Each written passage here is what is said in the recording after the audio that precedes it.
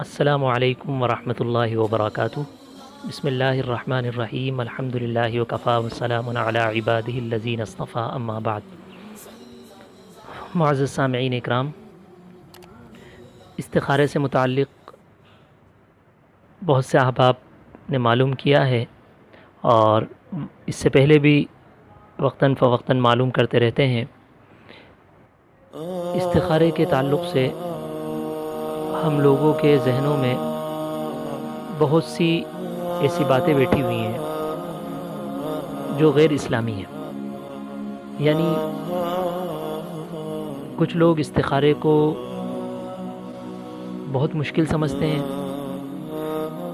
اور یہ سمجھتے ہیں کہ استخارہ ہر بندہ نہیں کر سکتا، ہم تو گناہ گار ہیں، ہم کیسے اپنا استخارہ کریں، کوئی نیک بندے استخارہ کرتے ہیں۔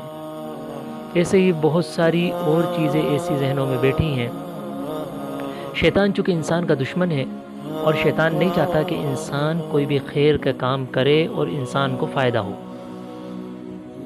اس لیے شیطان نے استخارے کے اندر بھی بہت سی ایسی لوازمات، ایسی چیزیں داخل کر دیں کہ انسان استخارے کے جو اصل مطلب اور مقصود ہے اس کو نہیں جاننے کی وجہ سے آج استخارہ جیسی اہم عبادت سے اور استخارہ جیسی اتنی قیمتی چیز سے انسان آج غافل ہے۔ تو مختصراً سب سے پہلے میں استخارہ کسے کہتے ہیں، استخارے کے کیا معنی ہے؟ استخارے کے معنی آتے ہیں اللہ تعالیٰ سے خیر طلب کرنا، اللہ تعالیٰ سے بھلائی طلب کرنا۔ انسان کی روزمرہ کی زندگی میں پیش آنے والے اپنے ہر جائز کام میں، جس میں انسان کے سامنے کئی ایک آپشن ہوتے ہیں، جس میں انسان کی دو رائے رہتی ہیں کہ کروں یا نہ کروں، یا ان میں سے کون سا کام کروں، ایسے معاملات میں اللہ کی طرف رجوع کرنا، اس کام میں اللہ سے خیر بھلائی رہنمائی کا طلب کرنا، اسی کا نام استخارہ ہے۔ اچھا، اتنا محتم بھی شان عمل ہے، اللہ کے نبی صلی اللہ علیہ وسلم بڑی ترغیب دیا کرتے تھے۔ صحابہ اکرام رضی اللہ تعالیٰ عنہ مجمعین سے بھی اس کے بارے میں بہت اہمیت منقول ہے۔ صحابہ رضی اللہ تعالیٰ عنہ اور اللہ کے نبی صلی اللہ علیہ وسلم اس عمل کو اہتمام سے کیا کرتے تھے۔ سب سے پہلے میں چند احادیث آپ کی خدمت میں پیش کر دوں، پھر اس کے بعد میں استخارے سے متعلق ضروری باتیں آپ کے سامنے پیش کروں گا۔ ترمذی شریف کی حدیث ہے، حضرت جابر ابن عبداللہ رضی اللہ تعالیٰ عنہ سے روایت ہے، وہ فرماتے ہیں رسول اللہ صلی اللہ علیہ وسلم صحابہ کرام کو تمام کاموں میں استخارے کی اتنی اہمیت سکھاتے، جیسے قرآن کریم کی سورت کی تعلیم دیتے تھے، ایسے ہی استخارے کی بھی تعلیم دیا کرتے تھے۔ تو اس سے استخارے کے بارے میں پتہ یہ چلتا ہے کہ کتنی اہم چیز ہے۔ ایک حدیث ہے جس میں جناب رسول اللہ صلی اللہ علیہ وسلم نے ارشاد فرمایا، اللہ تعالیٰ سے استخارے کا چھوڑ دینا، نہ کرنا انسان کی بدبختی، بد نصیبی میں شماری ہے۔ یعنی بد نصیبی میں شمار ہوتا ہے اس کا کہ انسان اللہ تعالیٰ سے اپنے اس طرح کے معاملات کے اندر اللہ سے خیر طلب نہ کرے۔ یہ تو کتنی بڑی بات اس کے اندر فرمائی گئی ہے۔ ایسے ہی ایک حدیث ہے مشکاہ شریف میں، حضرت سعد بن ابی وقاص رضی اللہ تعالیٰ عنہ سے فرماتے ہیں، اللہ کے نبی صلی اللہ علیہ وسلم نے فرمایا، انسان کی سعادت اور نیک بختی یہ ہے کہ اپنے کاموں میں استخارہ کرے، بد نصیبی یہ ہے کہ استخارے کو چھوڑ بیٹھے۔ انسان کی خوش نصیبی اس میں ہے کہ اس کے بارے میں کیے گئے اللہ کے ہر فیصلے پر راضی رہے، بدبختی یہ ہے کہ وہ اللہ کے فیصلے پر ناراضگی کا اظہار کرے۔ دو چیزیں، نمبر ایک تو بتایا استخارے کی اہمیت، اس میں بتائی کہ استخارہ خوش قسمتی انسان کی یہ ہے کہ استخارہ کرے، بد نصیبی یہ ہے کہ وہ استخارے کو چھوڑ دے۔ دوسری بات یہ بتائی کہ جو کچھ پھر اللہ فیصلہ فرما دے، انسان اس کو خوش دلی سے قبول کرے، اور گرچہ اس کو پریشانی کا سامنا کرے، دل میں یہ سوچ لے میرے لیے یہ چیز بہتر تھی، ہو سکتا ہے اس سے بڑی پریشانی آنے والی ہوگی، اللہ نے استخارے کی برکت سے میری اس پریشانی کو دور کر چھوٹی اس میں مبتلا کر دیا۔ تو اللہ تعالیٰ خیر کا معاملہ بندے کے ساتھ فرماتے ہیں۔ طبرانی شریف کی ایک حدیث میں اللہ کے نبی صلی اللہ علیہ وسلم نے یہاں تک فرمایا، جو آدمی اپنے معاملات میں استخارہ کرتا ہے وہ کبھی ناکام نہیں ہوتا۔ جو شخص اپنے کاموں میں مشورہ کرتا ہے اس کو کبھی شرمندگی یا پچھتاوا نہیں اٹھانا پڑتا کہ میں نے یہ کام کیوں کیا، میں نے یہ کام کیوں نہیں کرا، اس لیے کہ جو کام بھی کیا وہ مشورے کے بعد کیا، اگر نہیں کیا تو مشورے کے بعد نہیں کیا۔ اس وجہ سے وہ شرمندگی نہیں اٹھاتا۔ تو دو چیزیں اس میں ہمیں بتائیں، ایک تو ہمیں ہر چیز میں انسان کو مشورہ کرنا چاہیے، ایسے ہی استخارے کی بھی اس میں ترغیب دی ہے، اور یہ دونوں چیزیں بڑی اہم ہیں، مشورہ اور استخارہ۔ تو یہ چند احادیث سے آپ نے سمجھ لیا ہوگا کہ اسلام کی نگاہ میں استخارہ کتنا اہم عمل ہے۔ اچھا، استخارے کا مقصد کیا ہے؟ اس بارے میں صرف ایک بات ہمارے بزرگوں میں سے حضرت مولانا یوسف بن نوری صاحب رحمۃ اللہ علیہ کی فرما دیتا ہوں۔ بڑے پیارے انداز میں فرمایا کرتے تھے، استخارے کا مقصد یہ ہے کہ بندے کے ذمے جو کام تھا وہ اس نے کر لیا۔ یعنی اب بندہ پریشان ہو رہا ہے، میں کیا کروں، کون سا کام کروں، کیا نہ کروں، تو کہا وہ اس نے استخارہ کر کے گویا کہ اپنا کام کر لیا، اور باقی جو اور اس کام کے تعلق سے تھا وہ حق تعالیٰ کے علم محیط اور قدرت کاملہ کے حوالے کر دیا کہ اللہ، میں نے جو کام تھا میں نے استخارہ کر کے سب آپ کے اوپر ڈال دیا، اب اس کام کو تکمیل تک پہنچانا، اس کام میں خیر پیدا کرنا، یہ اللہ آپ کے ذمہ ہے۔ تو کتنا بہترین استخارے کا مطلب ہے، یعنی انسان اس کے ذریعے سے اللہ تعالیٰ کی طرف اپنی تمام چیزوں کو اللہ کی طرف منتقل کر دیتا ہے، اپنی تمام چیزوں کو اللہ کے سامنے رکھ دیتا ہے، اے اللہ اب آپ جو فیصلہ فرمائیں گے، جیسا فیصلہ فرمائیں گے، مجھے یہ فیصلہ منظور ہے۔ دنیا کے اندر کوئی انسان کسی سے مشورہ کرتا ہے، وہ بندہ صاحب عقل بھی ہے اور اس کے پاس فراست بھی ہے، تو ظاہر سی بات ہے وہ بندہ صحیح مشورہ دیتا ہے، صحیح رائے پیش کرتا ہے۔ ظاہر سی بات ہے انسان اپنی درخواست استخارے کی شکل میں اللہ کے سامنے پیش کر دے، اللہ تعالیٰ تو رحیم بھی ہے، کریم بھی ہے، اور اللہ تعالیٰ کا علم بھی کامل، اس کی قدرت بھی کامل۔ اب ظاہر سی بات ہے اب انسان کے حق میں جو چیز مفید ہوگی اللہ تعالیٰ وہی فیصلہ فرمائیں گے۔ اللہ تعالیٰ تو انسان سے محبت فرماتے ہیں، اللہ تو انسان کو پریشانی میں نہیں ڈھکیلنا چاہتے۔ تو استخارے کا یہی فائدہ ہے، انسان اب استخارہ کر کر اپنا پورا معاملہ اللہ کے سپرد کر دیتا ہے کہ اللہ اب جیسا آپ چاہیں میں اس پر راضی ہوں۔ اچھا، استخارہ حکمت کیا ہے، استخارے کی وجہ کیا ہے، استخارہ کیوں شریعت نے رکھا ہے؟ تو اصل میں اس کی وجہ یہ ہے کہ زمانے جاہلیت کے اندر انسان کو کبھی کوئی اہم اور ضروری واقعہ پیش آتا تو انسان اس کے اپنے واقعے میں جیسے کوئی نکاح کرنا ہوتا، کوئی تجارت کرنا ہوتا، کہیں سفر کرنا ہوتا، اب وہ کیا کرے تو اس کے لیے وہ فال نکلوایا کرتا تھا۔ دین اسلام نے اس کے لیے یہ استخارہ رکھا۔ دین اسلام نے فرمایا وہ کام فال نکلوانا یہ صحیح نہیں ہے۔ اچھا، وہ کیا کرتے تھے، کیسے نکالتے تھے؟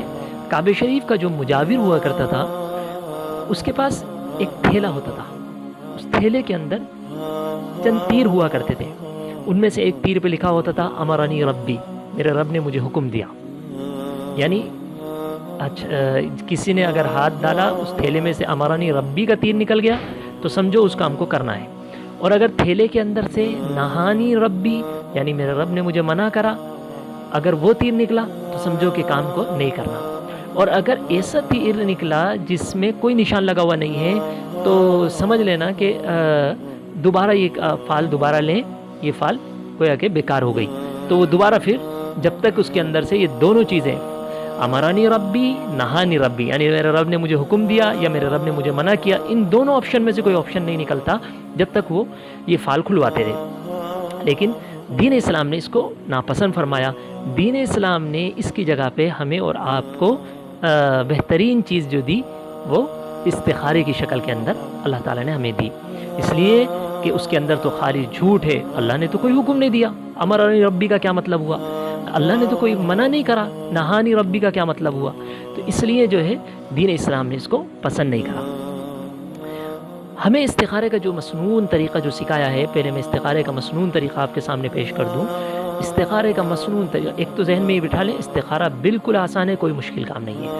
آسان مسنون طریقہ استخارے کا یہ ہے کہ انسان 2 رکعت نماز جیسے نفل پڑھتے ہیں ایسے 2 رکعت نماز نفل پڑھ لیں۔ نفل نماز جیسا آپ پڑھتے ہیں، کوئی صورت کی کوئی قید نہیں کہ فلاں ہی صورت پڑھنا ہے فلاں ہی نہیں، بلکہ جو صورت آپ کو یاد ہے جیسے آپ نفل پڑھتے ہیں، نفل میں جو صورت پڑھتے ہیں ویسے ہی آپ کو 2 رکعت پڑھنا ہے، اس کے اندر کوئی سی بھی صورت پڑھ لیں۔ جب آپ سلام پھیر لیں، سلام پھیرنے کے بعد اللہ کے نبی صلی اللہ علیہ وسلم سے استخارے کی دعا ثابت ہے، اس دعا کو پڑھیں۔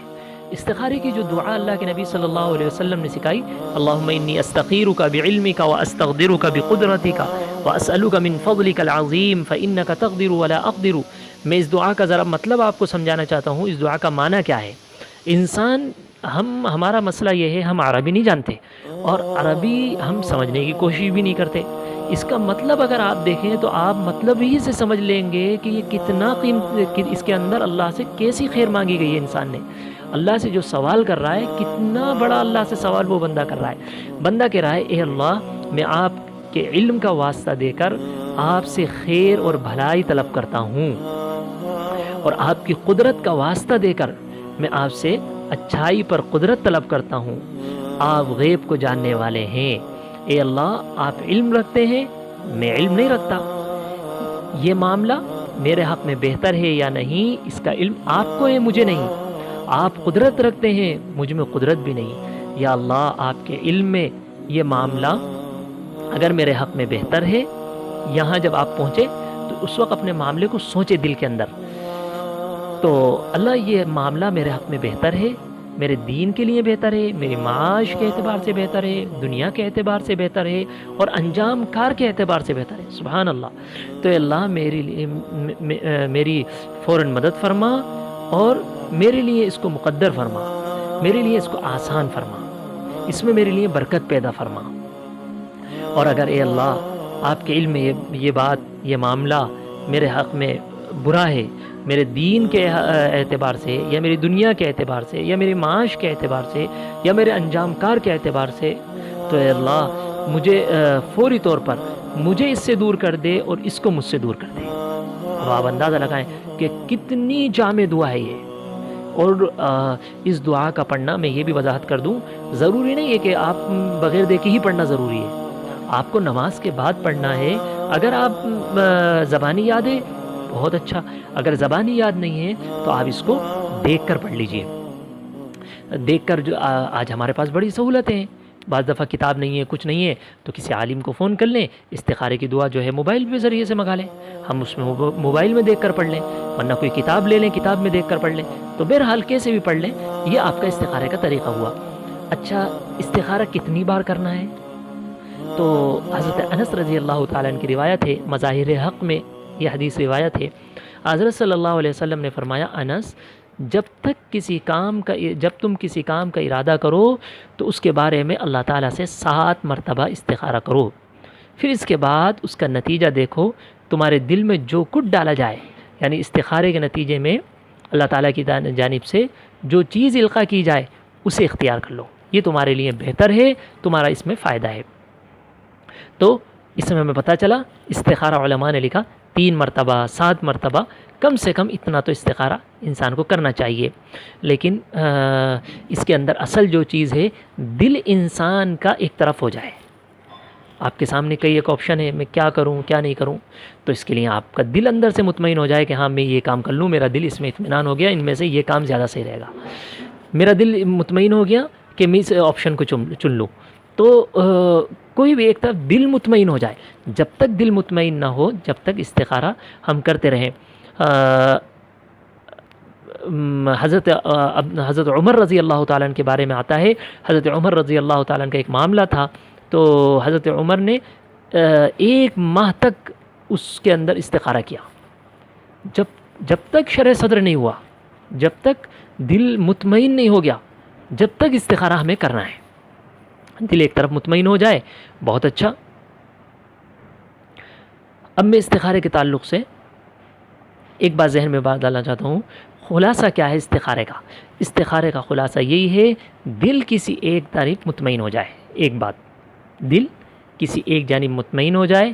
نمبر 2، جو کام جس چیز کے لیے استخارہ کیا ہے اس کے لیے اسباب میسر ہو جائیں، تو بس سمجھ لو یہ استخارہ ہمارا ہو چکا ہے اور اللہ نے راستہ ہمیں دے دیا۔ استخارے کے اندر 2 ہی چیز سامنے آئیں گی، یا تو دل ہمارا مطمئن ہو جائے گا کہ مجھے یہ کام نہیں کرنا چاہیے، بس اس کام کو چھوڑ دیں، دل مطمئن ہو جائے گا مجھے یہ کام کر لینا، یا پھر وہ کام کی طرف خود بخود آٹومیٹک راستے بن جائیں گے. بس راستے نکل گئے تو سمجھ لو اللہ کی طرف سے یہ میرے لیے مقدر ہے, اس کی طرف قدم بڑھا لے. تو استخارے کے اندر بس یہ دو چیزیں ہیں. جب تک ہمارے دلوں کے اندر اطمینان پیدا نہیں ہو جائے, دل کے اندر استقامت پیدا نہیں ہو جائے, ایک سوئی پیدا نہیں ہو جائے, اس وقت تک ہمیں استخارہ کرنا ہے. دونوں میں سے ایک چیز ہوگی, یا تو دل جمعیت ہو جائے گی, دل جمعیت اللہ تعالیٰ نصیب کر دے گا, یا پھر ہمارے لیے دوسری آسانی یہ ہوگی کہ اس کے لیے اس کام میں اللہ تعالیٰ راستے ہموار ہمارے لیے کر دے گا. اچھا, اب ہمارے معاشرے کی چند برائیاں آپ کے سامنے بتا دوں کہ استخارے کے تعلق سے میں بتایا نا کہ جو چیز بڑی آسان ہوتی ہے اس میں انسان کو بہت زیادہ فائدہ ہوتا ہے. شیطان یہ چاہتا ہے کہ انسان کو مشکل میں ڈال دے, اور انسان کو اتنا مشکل دکھاتا ہے کہ انسان اس کام سے بھاگ جاتا ہے کہ بھائی میں تو نہیں کر رہا. تو پہلا جو ہے شیطان نے یہ ہمیں دھوکہ دیا کہ بھائی 2 رکعت پڑھ کر کسی سے بات کیے بغیر سو جاؤ, یعنی گویا کہ استخارے کے اندر سونا ضروری ہے. شیطان نے یہ چیز لازم کر دی, حالانکہ استخارے کے اندر کہیں نہیں ملتا کسی بھی حدیث کے اندر استخارے کے اندر سونا کوئی لازمی ہو. دوسرا پھر شیطان نے جو ہے اس میں اور وہ لگائیں کہ صاحب سیدھی کروٹ سوئیں, دائیں ہاتھ رخسار کے نیچے رکھ کے سوئیں. اللہ کے بندو, یہ سب سونے کی سنتیں ہیں, یہ استخارے کی سنتیں نہیں ہیں. استخارے میں ہمیں ان سب چیزوں کا حکم نہیں دیا. ایسے ہی استخارے کے اندر ایک چیز یہ بھی لگا دی شیطان نے کہ اس کے اندر خواب کا انتظار کرو. اب کسی بندے کو خواب دکھتا نہیں, وہ بندہ بے چین رہتا ہے. ارے بھائی, استخارے کے اندر خواب کا کوئی تعلق نہیں ہے. استخارے کے اندر ہاں بعض مرتبہ اللہ تعالیٰ خواب کے ذریعے سے رہبری کر دیتا ہے, لیکن یہ اس کا لازم حصہ نہیں ہے کہ استخارہ کے اندر خواب ہی دکھنا ہے. نہیں, ایسے بہت سے لوگوں نے رنگ متعین کر لیں استخارے میں, اگر یہ رنگ نکل گیا تو آپ گویا کہ آپ کو حکم ہے وہ کام کر لو.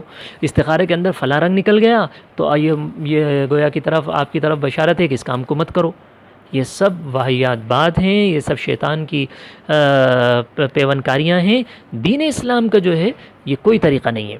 ایسے ہی جو ہے اس کے اندر کہ صاحب کوئی بزرگ دکھتے ہیں خواب کے اندر, وہ آ کر, ارے بھائی کیا معلوم شیطان آ کر آپ کو کوئی چیز کا حکم کر دے. شیطان تو آپ کا دشمن ہے.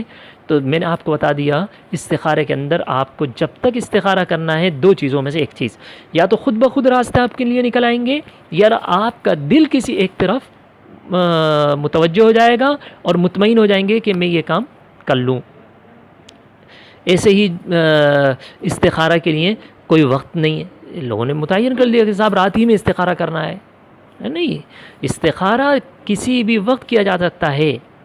بس صرف استخارے کے اندر یہ ہے کہ ہم ایسے وقت نماز کا وقت دیکھ لیں کہ مکروہ وقت نہ ہو.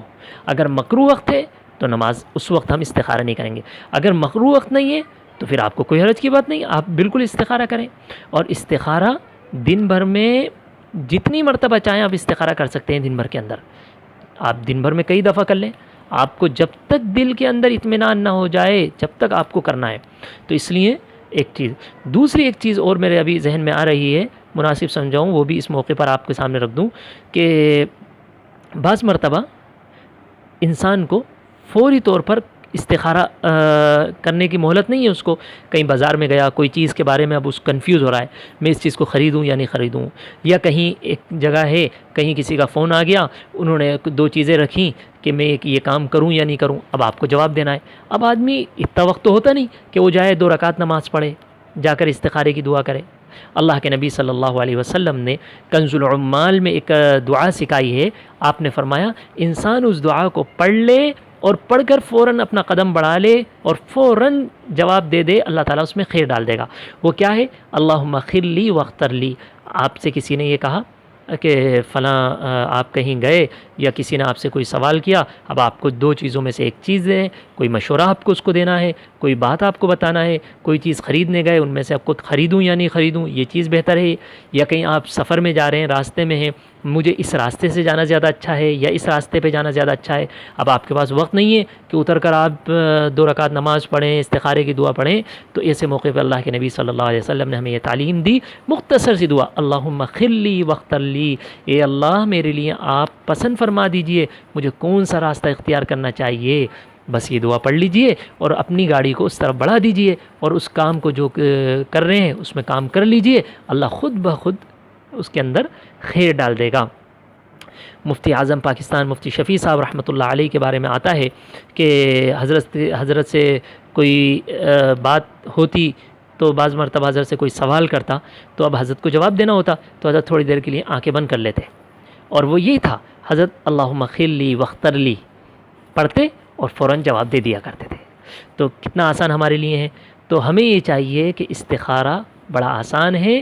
استخارہ، اچھا دوسری چیز، ایک چیز اور ہے کہ استخارہ ہمارا استخارہ ہم خود کریں، اپنا استخارہ کسی اور سے نہ کرائیں، اپنا استخارہ ہم خود کریں۔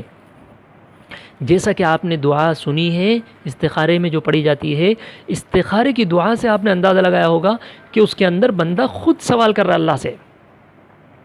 اس لیے لوگوں کے دھوکے سے بچیں، لوگوں کے فریب سے بچیں۔